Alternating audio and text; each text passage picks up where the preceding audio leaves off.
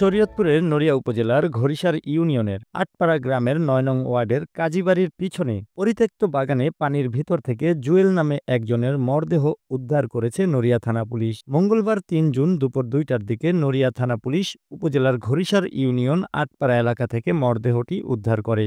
স্থানীয় এক যুবক জানান, দুপুরের দিকে বানরকে তাড়া করে বাগানের দিকে যান। তখন তিনি পানির ভিতরে লাল রঙের কিছু একটা ভেসে থাকতে দেখে কাছে গিয়ে দেখেন কারো লাশ ভাসছে। তিনি আশেপাশের লোকজনকে খবর দিলে তারা এসে দেখেন মরদেহটি জুয়েল সোহেলের। পরে খবর পেয়ে পুলিশ মরদেহটি উদ্ধার করে।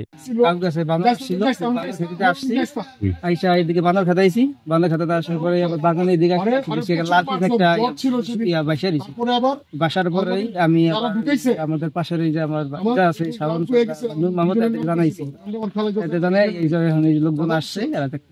স্থানীয়রা জানান, জুয়েল জন্মগতভাবে মানসিক প্রতিবন্ধী। বেশিরভাগ সময় স্থানীয় দুইটি বাজারে ঘড়িসার ও পণ্ডিতসার বাজারে তার সময় কাটাতেন। মানুষের কাছ থেকে টাকা নিয়ে চলতেন তিনি।